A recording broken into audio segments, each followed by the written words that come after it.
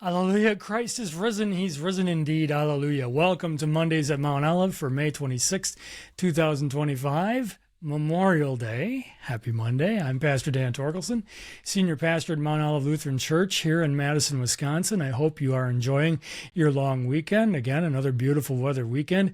I don't usually need any excuses on a weekend like this to fire up the grill and maybe enjoy a cold one, but especially on this weekend, it's become something of a sort of a mental discipline and habit of mine to do that, to fire up the grill and enjoy a cold one, while toasting the blessed memory of my oldest first cousin, Joel Lau, who died in Vietnam almost a year before I was even born. I was born in October of 1970, and Joel Lau, my cousin, died in Vietnam on All Saints' Day, 1969. He was in the United States Army, and I never got to know him, but Joel was he's kind of been a ghost in my life for most of my life. I wish I had gotten to know him, and it seems like all the family members talked about him so positively that he was just a remarkable young man. I know that when my mother announced only a few months after Joel died that she was expecting a child, my grandmother made the comment that I was coming into the world to replace Joel. Whether I was a boy or a girl didn't seem to matter, but that was her idea, at least in her head. And Joel was a son of a Lutheran pastor, a Lutheran Church Missouri Synod pastor, my Uncle Don, who certainly had a seminal influence in my becoming a pastor. And indeed, I did get to see in my childhood a family that was still grieving the loss of their one son in Vietnam, and kind of learned how that operated and how that worked. It's interesting, but for me, it's an interesting correlation to something I talk about quite a bit in grief counseling, and that is the idea of blessed memory. In fact, I talked about it on Easter Sunday, quite interestingly, and I think in a sermon after that as well. The idea that a person who dies in the faith, because they died in the faith, they had a blessed death, and as a result, they can also give us a blessed memory. I sort of feel like with Joel, I have a blessed memory of him, even though I never met him. And in many ways, that memory has kind of stuck with me. And it's a lesson in two things. It's a lesson, first of all, in learning how to be properly grateful for what we have here in the United States. I worry that, regardless of your politics, the whole business of politics and the way we're doing this these days does not stress gratitude enough. We have a lot of freedoms and a lot of liberties for which we can be very, very grateful. And if we are grateful for those things, then yes, we will hold in blessed memory those who made the ultimate sacrifice for it, as did Joel. As it turns out, I became aware later on that there were other connections in my family over the years and losses in wartime. Ironically, on my father's side, Joel was on my mother's side.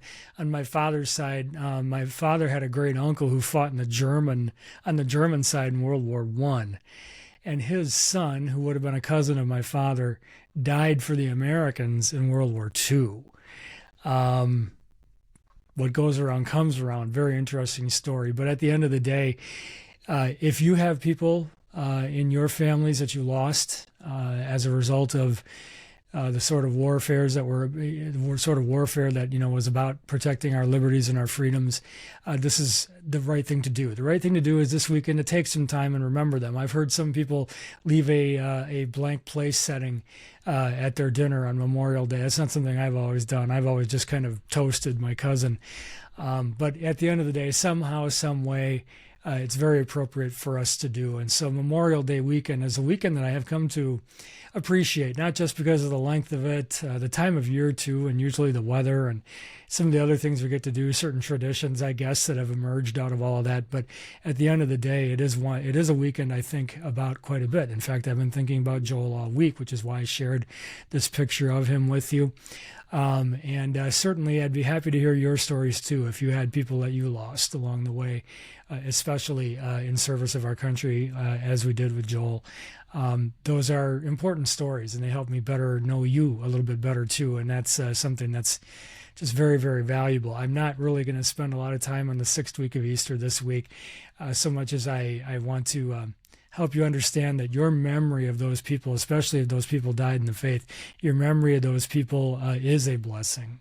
and it points to other blessings that you have, especially with regard to your liberties and your freedoms. And truthfully, it's something we can be thankful for every day, but I am really glad that we do have this weekend every year to do precisely this, to give thanks to God for the lives given in defense of our freedoms and our liberties. So to my cousin Joel, who I know is with his Lord and is not listening to this podcast at all, thank you from a grateful heart from your cousin that you never met and who's looking forward to meeting you one day.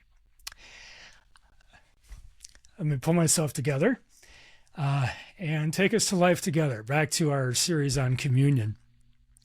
I did not take us through Philippians last week, and I'm going to now this week to kind of isolate what we should properly be looking at when it comes to things like our community, our communion, what makes that important. When I talked about the things I talked about last week, the things not to look for in a church and the things to look for in a church, I was trying to set up a little bit of a distinction that's just simply important. It's important to understand that a lot of the things that we look for in a church, or a lot of things that we discuss, maybe even argue about in the church, are what I would call second-tier considerations, and they may take up too much of our time. In all honesty, I feel that way a bit. I sort of feel like it sometimes we argue about the wrong things in the church, or we have conflict over the wrong things, or we just focus on the wrong things too much.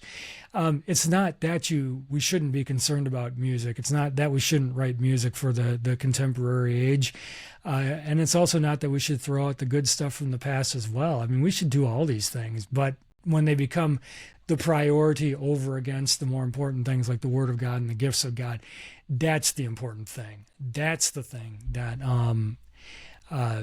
defines the church's communion and defines the church's community. So when I showed you those things, and I had to slide back up here, the idea was not necessarily to diss some of those things or knock them down, and no one accused me of that, but I'm just making that very, very clear.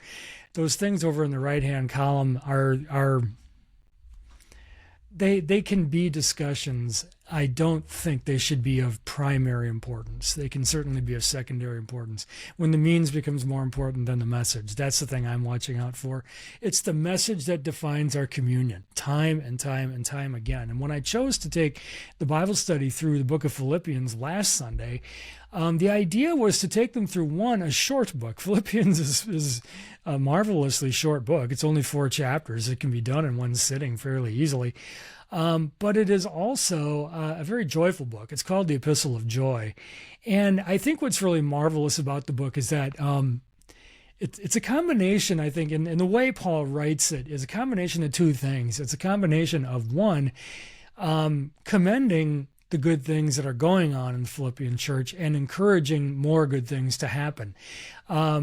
There are a couple of things that he mentions that are certainly problematic, and that's going to be true in every church. Like I say, this study on the communion of saints is not discussing what the perfect church looks like.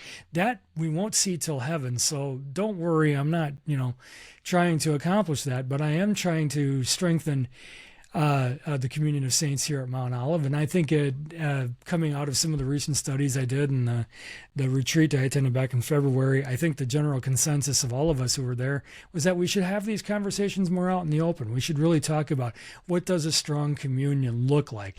And Philippians is just a marvelous place to go in this regard. I have a laundry list here of things that come out of that text, out of those 4 chapters in this one particular slide called A Strong Communion in Philippians, that we should talk about just a little bit. So I'm going to shoot through them, and I'm going to go through them. I'm going to rifle through them and go through them pretty fast. But let's talk about them. First of all, the strong communion preaches Christ to Christ's glory. And what Paul does in that section in Philippians 1 is he actually talks about different motivations sometimes amongst the preachers, the pastors, that sometimes they preach Christ for noble reasons, and sometimes they preach Christ out of kind of selfish reasons, or maybe reasons for like self-promotion or padding a paycheck, or, not the right motivations, not the right reasons. And yet Paul says it doesn't matter the pastor's motivation. If Christ winds up being preached and glorified, well, then that's marvelous and wonderful. But the reality is sometimes we pastors, our motivations are so bad that it can get in the way of the message. It doesn't necessarily negate the message when we're right or when we're faithful, but it does. The strong communion should be looking for strong preaching. They should be looking, I talked about this last week, law gospel preaching, preaching that's centered on Christ, preaching that in that law and gospel is not just condemning the world out there, but is actually talking about the sin inside our hearts as well. That's a strong communion, and Paul mentions it in Philippians 1. He also mentions in Philippians 1 that they pray. They pray for Paul in his imprisonment. And what I'm doing is I'm just sort of saying in that next line, we should pray not just for pastors in the struggles that they face every day, but we should pray for our congregational leaders as well, by extension. Leading a congregation and doing so faithfully is a high and holy task. And because it's a high and holy task, it's not always an easy task. It's a challenging task. To have a strong communion takes work. It's like having a good garden. You got to keep pulling the weeds. You got to keep doing all those sorts of things. And Paul commends them for their prayers for him, their support of him, their love for him, the joy they share in the partnership, the fellowship, the communion that he has in them. And he encourages them to keep that up. He then encourages them to walk humbly. In this particular section, even as he talked about pastors sometimes serving for the wrong with the wrong motivations, he reminds the Philippians that people in congregations can do what they do with the wrong motivations as well. It's not a problem just for pastors. It's a problem for all people. And so the important thing is for all of us, pastor people alike, to walk humbly. When things are going well, don't just sit there and beat our chest and say, yeah, isn't Mount Olive a great place? But to give glory to God and make sure that Christ is proclaimed, and to just keep on keeping on and all of that. The Lord will reward as the Lord sees fit. And it's important for us to realize that we're on the receiving end of his grace. There's no place for us to get prideful or haughty or anything like that, but to be as humble as we possibly can be. And like I told you last week, it's something I pray for myself every day. It's not something I always feel I accomplish. It's not something I feel I'm always terribly good at, but humility is something that it's not just critical for us pastors. It is an essential feature of the Christian life in general. He encourages them not to grumble or argue, and that's kind of a setup because there is a slight problem in the Philippian church between a couple of members who he mentions by name later on in Philippians 4. But do nothing out of grumbling or arguing, is what he basically says. There are, churches, again, on this side of heaven are not going to be perfect, and you're going to have some of that. You're going to have some grumbling, you're going to have some arguing. But the challenge is to reduce that as much as possible, to work lovingly and respectfully with one another without any selfish reasonings or rationalizations. A strong communion isn't about a bunch of individual people hoping to get what they want as individuals.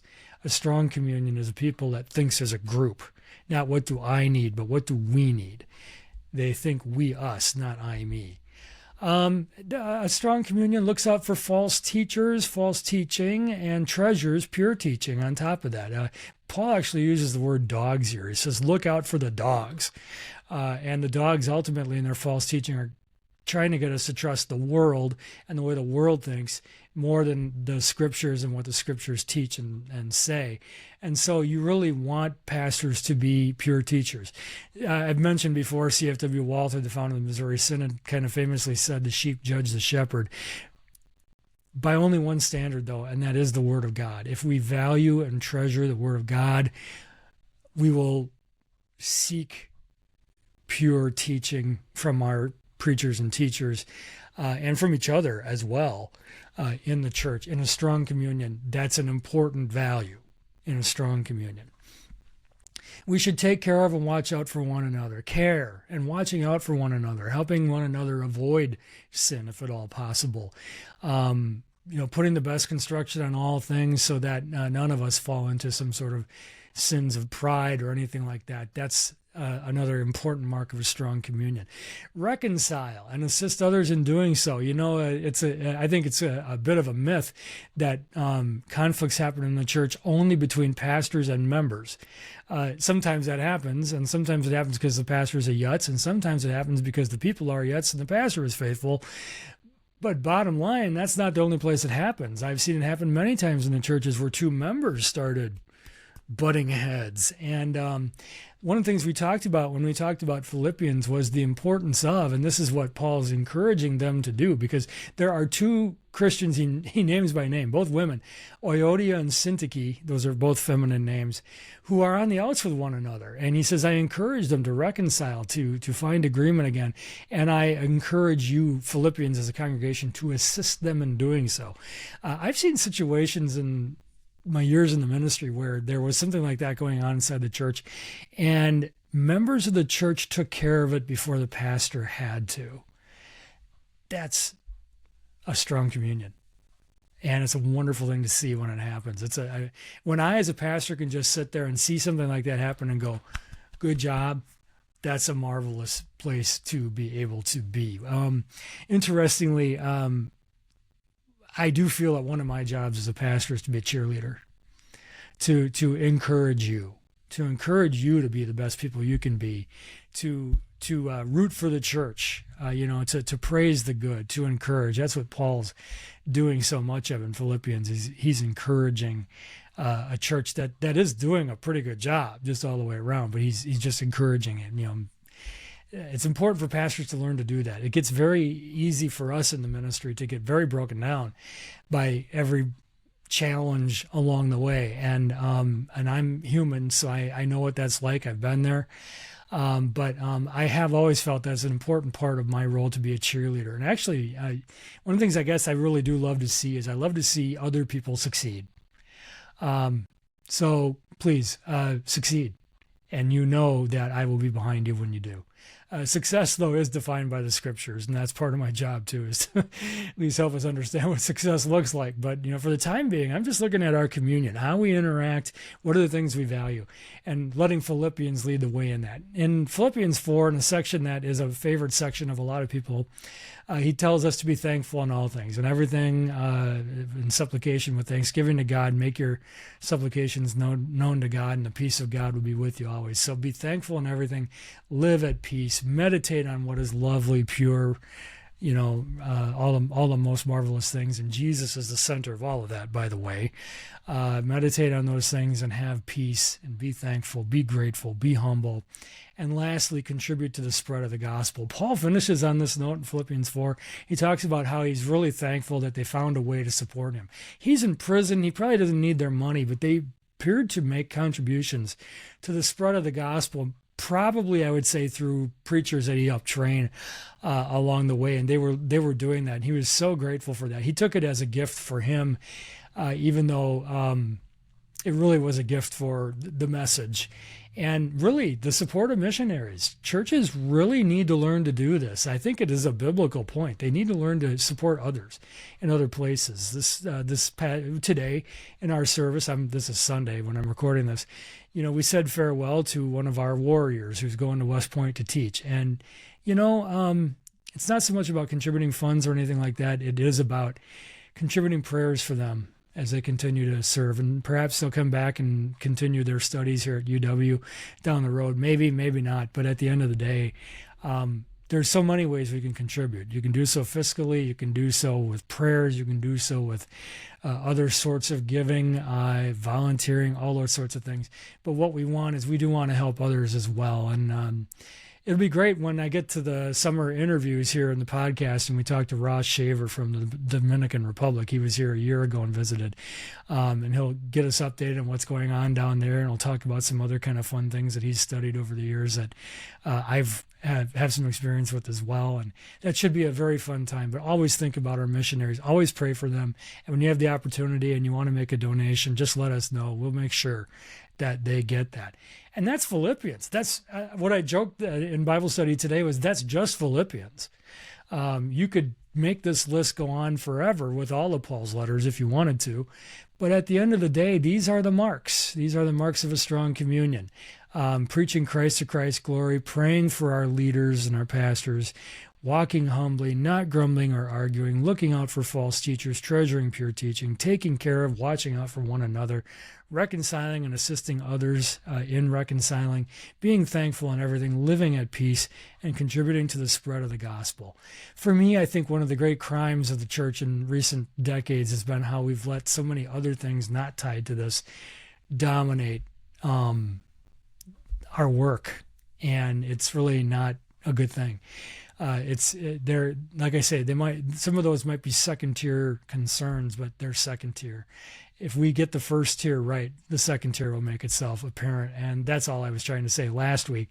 And I'm not going to talk a lot more about that. But what we are going to discuss now is a few more of the building blocks of communion, where a communion begins in future episodes.